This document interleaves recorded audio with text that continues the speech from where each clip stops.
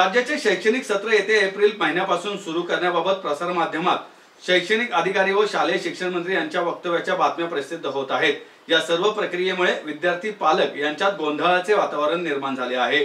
विद्यार्थ्यांना उन्हाचा त्रास होऊ नये या उद्देशाने अनेक वेळा राज्याच्या शिक्षण विभागाने शाळांना सुट्टी दिली आहे।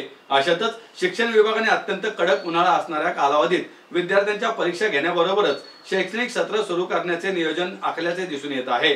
ही बाब विद्यार्थ्यांच्या आरोग्याशी खेळणारी आहे, त्यामुळे शिक्षण विभागाने याबाबत खुलासा करण्याची आवश्यकता आहे, अशी मागणी कल्पेश यादव यांनी केली आहे। कल्पेश यादव म्हणाले, प्रामुख्याने मराठवाड्यात एप्रिल महिन्यात उन्हाच्या झळा वाढल्याचे दिसून येते, त्यामुळे गेल्या अनेक वर्षापासून राज्यात एप्रिल महिन्यात शाळांना सुट्टी दिलेली आहे।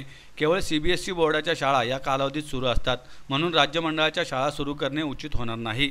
मराठवाड्यासह राज्यभरात इतर ठिकाणी सुद्धा उन्हाचा पारा वाढलेला असतो, त्यामुळे ऐन उन्हाळ्यात शाळा सुरू ठेवण्याचा शिक्षण विभागाने घेतलेला निर्णय मागे घ्यावा, अशी मागणीही कल्पेश यादव यांनी केली आहे।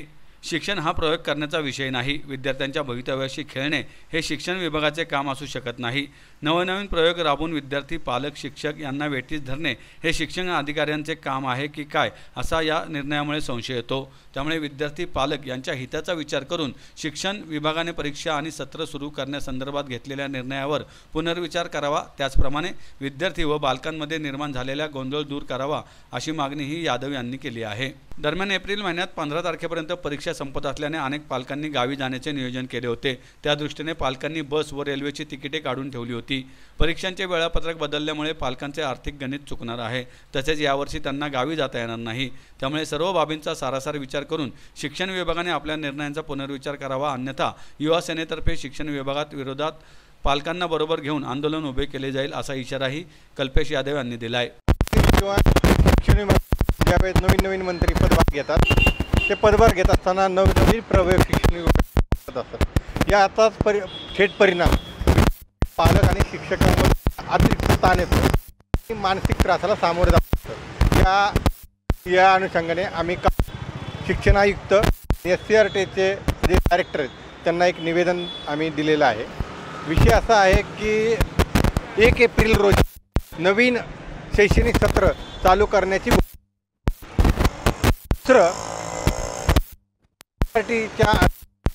परीक्षापत्रकामध्ये बदल केला। आता मुळात आहे ना, मागील शैक्षणिक वर्षापर्यंत या परीक्षा या 15 एप्रिलपर्यंत आपण पूर्ण करत होतो।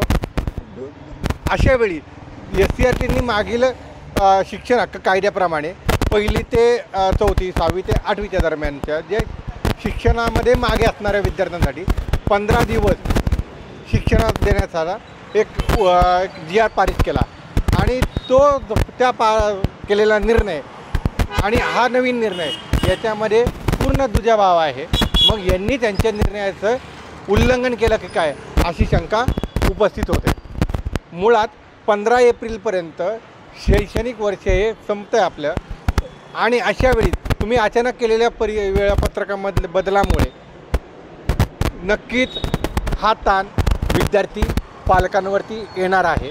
दुसरं, 1 एप्रिल रोजी जे का आपण नवीन एज्युकेशन अकॅडमिक इयर चालू करतो आहे, अशी जी घोषणा केली, ही घोषणा फक्त कागदावर राहणार का?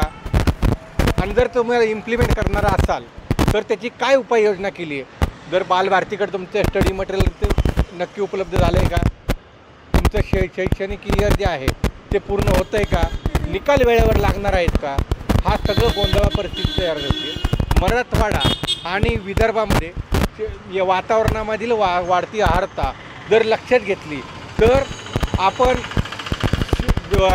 उन्हाळ्यामध्ये वाढतं ऊन लक्षात घेऊन शाळांना सुट्टी देतो, आणि अशा वेळी आपण नवीन वर्ष शैक्षणिक वर्ष चालू करताय, मग त्यांच्यात तुम्ही आरोग्याशी खेळताय, त्यानंतर पालकांच्या खेळताय, आणि सर्वात महत्त्वाचं तुम्हाला वेळेत निकाल लावता येणार आहेत का? मग तुमचे एज्युकेशन सिस्टीम ही ढासळली जाणार आहे। याच्यावरती काय उपाययोजना केले या बाबतीमध्ये शिक्षण विभागाने खुलासा करावा, आणि अशा खोडसळ नवनवीन प्रयोग हे शिक्षण विभागाने कधी करू नये, ज्याचा थेट परिणाम विद्यार्थी आणि पालकांवरती होतो। निर्णय बदलतील का नाही बदलतील ही येणारी वेळ सांगेल, कारण की आमच्या माहितीप्रमाणे बालभारतीकडनं बघा, मागच्या वर्षी सुद्धा यांनी जूनपर्यंत आपण विद्यार्थ्यांना शालेय गणवेश देणार, नुसत्या घोषणा करणार. या विधिमंडळात घोषणा करतात आणि विधिमंडळाच्या बाहेर घोषणा करतात. खऱ्या अर्थाने इम्प्लिमेंट होते का? 1 एप्रिलपर्यंत जर नवीन अकॅडमिक इयर जर चालू करणार असाल तर मुलांना स्टडी मटेरियल पोचणार का आणि त्याची प्रिंटिंगला गेले का मटेरियल? दुसरं, मराठवाडा, विदर्भ या भागामध्ये वातावरणाची आर्द्रता जर लक्षात घेतली, वाढतं जर ऊन लक्षात घेतलं तर त्यांच्या विद्यार्थ्यांच्या आरोग्याशी आपण खेळणार आहात का हा प्रश्न खऱ्या अर्थानं उभा राहतो. याचं उत्तर आणि याची प्रोव्हिजन काय केली हे शिक्षण विभागाने सांगावं, अन्यथा यांना विद्यार्थी आणि पालकांच्या रोषाला सामोरं जावं लागेल हे नक्कीच.